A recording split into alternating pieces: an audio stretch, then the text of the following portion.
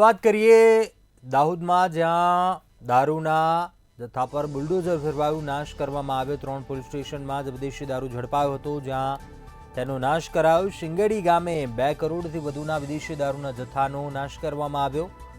3 police સ્ટેશનમાં વિદેશી દારૂના 532 ગુના નોંધાયા હતા, જે 3 પોલીસ સ્ટેશનમાંથી કુલ 1,69,911 બોટલો ઝડપાઈ હતી અને 2 કરોડથી વધુના વિદેશી દારૂના જથ્થા પર બુલડોઝર ફેરવાયું, કાર્યવાહી કરાઈ।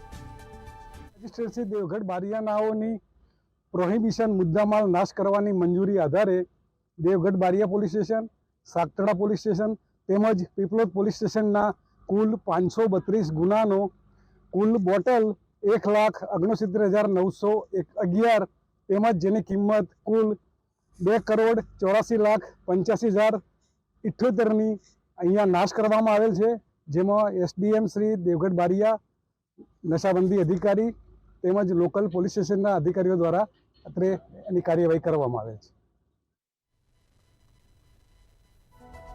તો દાહોદના શિંગેડી ગામે 2 કરોડથી વધુના વિદેશી દારૂના જથ્થાનો નાશ કરવામાં આવ્યો। 3 પોલીસ સ્ટેશનમાં વિદેશી દારૂના 532 ગુના નોંધાયા હતા। અંદાજિત 2 કરોડથી વધુની રકમનો દારૂના જથ્થા પર બુલડોઝર ફેરવાયું છે, કાર્યવાહી કરવામાં આવી છે દાહોદ પોલીસ દ્વારા। અધિકારીઓની ઉપસ્થિતિમાં દારૂના જથ્થાનો નાશ કરવામાં આવ્યો। પોલીસ અધિકારીઓ, મામલતદાર, પ્રાંત અધિકારી, કાર્યવાહી દાતા હાજર રહ્યા હતા।